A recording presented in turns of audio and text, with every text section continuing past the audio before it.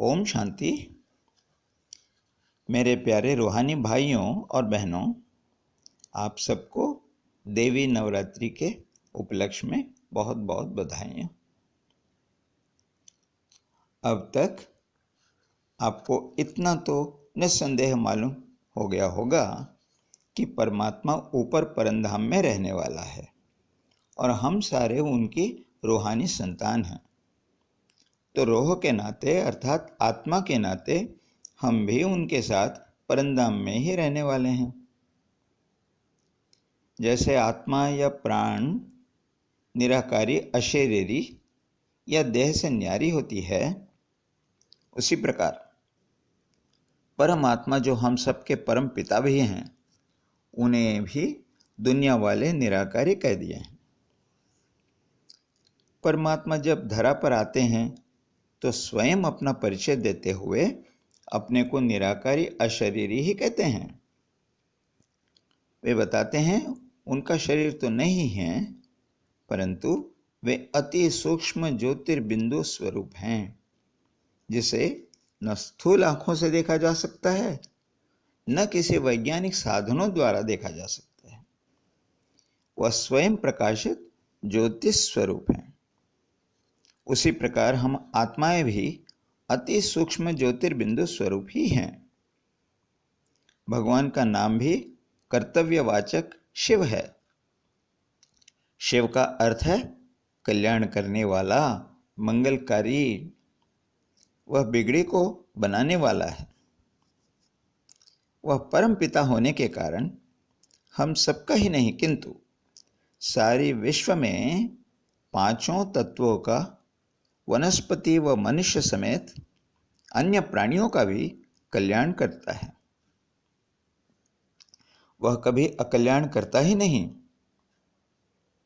वह सबका सदा भला करता है। इसलिए भगवान को सदाशिव भी कहकर पुकारते हैं। तो इतनी सूक्ष्म ज्योति स्वरूप भगवान की आराधना जो देखने में नहीं आता, तो भक्त कैसे कर सकते हैं? इसलिए उनकी भक्ति भावना को कायम रखने के लिए हमारे पूर्वजों ने भगवान को लिंग का रूप देकर मंदिरों में स्थापित कर दिए और उनको शिवलिंग का नाम दे दिए हैं।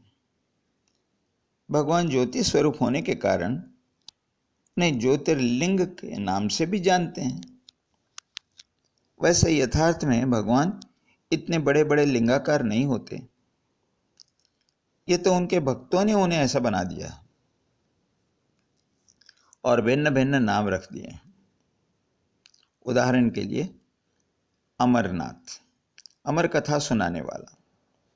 बबूलनाथ, बबूल जैसे कांटों को फूल जैसे सुंदर बनाने वाला। भोलानाथ, इतना भोला कि भक्ति से सहज प्रसन्न होकर असुरों को भी बिना किसी भेदभाव के तद्हास्तु कर वरदान दे देने वाला। वैद्यनाथ, सर्व प्राणियों को स्वास्थ्य प्रदान करने वाला। सारे विश्व में कोई भी अनाथ आत्मा न रहे, इसलिए सबके नाथ बनकर विश्वनाथ कहलाने वाला। आदि अनेक नाम से वे पहचाने जाते हैं। भगवान को कालों के भी काल होने के कारण महाकाल या मृत्युंजय कहते हैं। भगवान देवताओं के भी देव, महादेव भी कहलाते हैं, लेकिन उनका वास्तविक असली नाम है शिव, अर्थात कल्याणकारी। अब तक भगवान को शास्त्रों में नाम रूप से न्यारा, घट घट वासी कहते हुए फिर कहते हैं वह सर्वव्यापी, सर्वांतर्यामी है। इसलिए संसार में सभी नाम और सभी रूप उन्हीं के हैं, तो ईश्वर के सर्वनाम सर्वरूप हो गए। अब आप बताइए, भगवान को पहचानना क्या आसान है?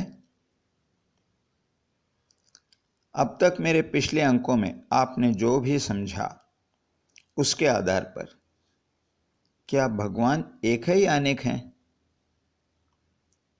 दुनिया में सर्व धर्मों में भगवान को एक कहा गया है।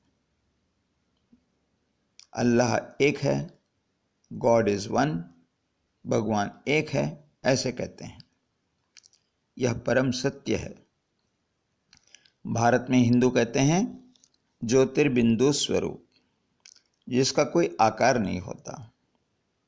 मुसलमान कहते हैं नूरे अल्लाह, अर्थात भगवान ज्योति है। अब ईसाई कहते हैं यहोवा, माना भगवान प्रकाश स्वरूप है। तो सारांश में यही सिद्ध होता है कि भगवान एक है, उसका नाम शिव है, उसका स्वरूप ज्योतिर्बिंदु है, वह निराकारी दुनिया परमधाम का रहने वाला है और वो हम सभी आत्माओं का परम पिता, परम श्रेष्ठ आत्मा है। इस विषय पर हम फिर से आगे विचार करेंगे। तब तक आप जो कुछ सुनाए हैं उन बातों पर स्वयं मनन करें और अपना निर्णय स्वयं करें। अब जल्द से जल्द मैं आपका संबंध उस भगवान से जोड़ने का प्रयास करूंगा। मेरे ये विचार यदि आपको पसंद हैं तो YouTube में मेरे चैनल BK विजय भास्कर को सब्सक्राइब कीजिए और आप भी सबका कल्याण करने के लिए इस विषय को सबके साथ शेयर करें और सबका भाग्य बनाने के निमित्त बन जाएं। ऐसे शुभ भावना के साथ आप सबको ओम शांति।